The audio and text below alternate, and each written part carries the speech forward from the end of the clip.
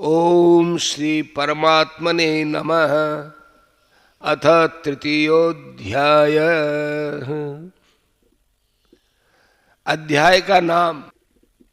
इस अध्याय में नाना प्रकार के हेतुओं से विहित कर्मों की आवश्यकता सिद्ध की गई है तथा प्रत्येक मनुष्य को अपने अपने वर्ण आश्रम के लिए विहित कर्म किस प्रकार करने चाहिए, क्यों करने चाहिए, उनके न करने में क्या हानि है, करने में क्या लाभ है, कौन से कर्म बंधन कारक है और कौन से मुक्ति में सहायक है, इत्यादि बातें भली भांति समझाई गई हैं। इस प्रकार इस अध्याय में कर्मयोग का विषय अन्यान्य अध्यायों की अपेक्षा अधिक और विस्तार पूर्वक वर्णित है एवं दूसरे विषयों का समावेश बहुत ही कम हुआ है।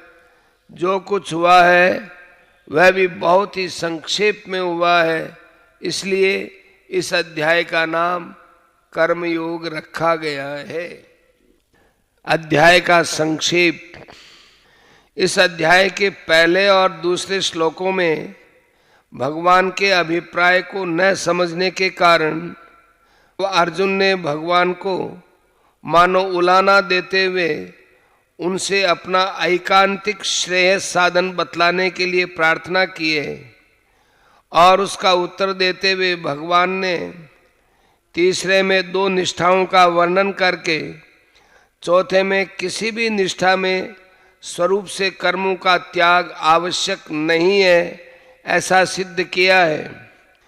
5वें में क्षण मात्र के लिए भी कर्मों का सर्वथा त्याग असंभव बतलाकर 6ठे में केवल ऊपर से इंद्रियों की क्रिया न करने वाले विषय चिंतक मनुष्य को मिथ्याचारी बतलाया है और 7वें में मन से इंद्रियों का संयमन करके इंद्रियों के द्वारा अनासक्त भाव से कर्म करने की प्रशंसा की गई है।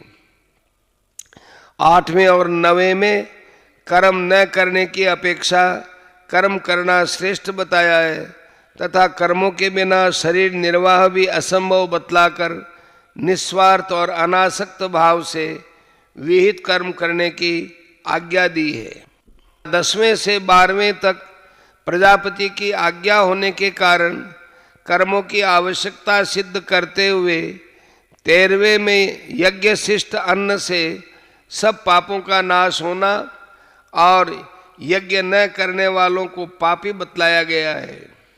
14वें और 15वें में सृष्टि चक्र का वर्णन करके सर्वव्यापी परमेश्वर को यज्ञ स्वरूप साधन में नित्य प्रतिष्ठित बतलाया है। 16वें में उस सृष्टि चक्र के अनुसार न बरतने वाले की निंदा की है।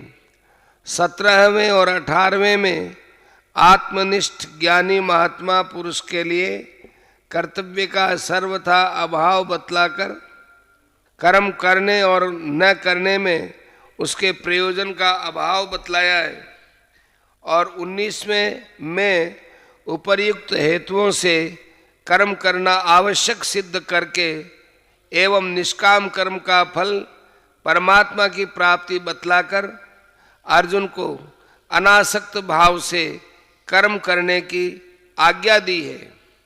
तदनंतर 20वें में जनकादि को कर्मों से सिद्ध प्राप्त होने का प्रमाण देकर एवं लोक संग्रह के लिए भी कर्म करना आवश्यक बतलाकर लोक संग्रह की सार्थकता सिद्ध की है। 21वें में श्रेष्ठ पुरुष के आचरण और उपदेश के अनुसार लोग चलते हैं ऐसा कहकर 22वें से 24वें तक भगवान ने स्वयं अपना दृष्टांत देते हुए कर्म करने से लाभ और न करने से हानि बतलाई है।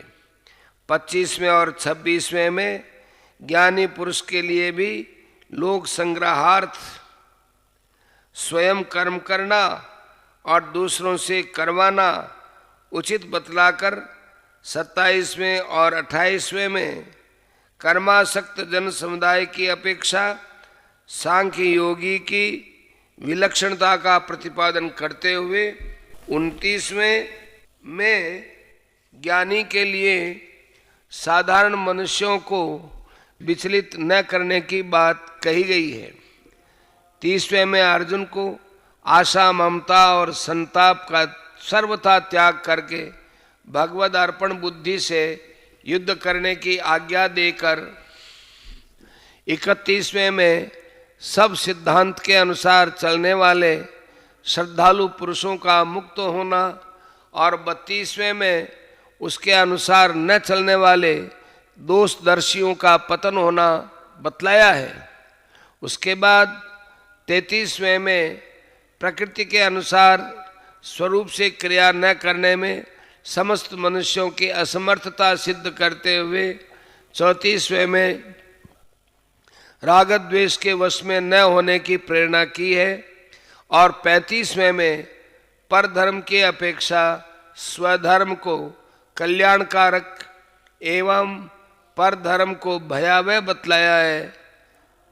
36वें में अर्जुन के यह पूछने पर कि बलात् मनुष्य को पाप में प्रवृत्त कौन करता है, 37वें में काम रूप बैरी को समस्त पापाचरण का मूल कारण बतलाया है और 38वें से 41वें तक उस काम को अग्नि के भांति दुष्पूर और ज्ञान का आवरण करने वाला महान शत्रु बतलाकर एवं उसके निवास स्थान का वर्णन करके इंद्रिय संयम पूर्वक उसका नाश करने के लिए कहा है। फिर 42वें में इंद्रिय, मन और बुद्धि से आत्मा को अतिशय श्रेष्ठ बतलाकर 43वें में बुद्धि के द्वारा मन का संयम करके काम को मारने की आज्ञा देते हुए अध्याय की समाप्ति की है। संबंध दूसरे अध्याय में भगवान ने अशोचानन्व शोचस्त्वम से लेकर देहि नित्यम अवध्योयम यहाँ तक आत्म तत्व का निरूपण करते हुए सांख्य योग का प्रतिपादन किया और बुद्धि योगे त्विमाम शृणु से लेकर तदा योगम अवाप्स्यसि दूसरे अध्याय के 53वें श्लोक तक समबुद्धि रूप कर्मयोग का वर्णन किया। इसके पश्चात 54वें श्लोक से अध्याय की समाप्ति पर्यंत अर्जुन के पूछने पर भगवान ने समबुद्धि रूप कर्मयोग के द्वारा परमेश्वर को प्राप्त हुए स्थित प्रज्ञ सिद्ध पुरुष के लक्षण, आचरण और महत्व का प्रतिपादन किया। वहाँ कर्मयोग की महिमा कहते हुए भगवान ने 47वें और 48वें में कर्मयोग का स्वरूप बतलाकर अर्जुन को कर्म करने के लिए कहा। 49वें में समबुद्धि रूप कर्म योग की अपेक्षा सकाम कर्म का स्थान बहुत ही नीचा बतलाया। 50वें में समबुद्धि युक्त पुरुष की प्रशंसा करके अर्जुन को कर्मयोग में लगने के लिए कहा। 51वें में समबुद्धि युक्त ज्ञानी पुरुष को अनामय पद की प्राप्ति बतलाई। इस प्रसंग को सुनकर अर्जुन उसका यथार्थ अभिप्राय निश्चित नहीं कर सके। बुद्धि शब्द का अर्थ ज्ञान मान लेने से उन्हें भ्रम हो गया।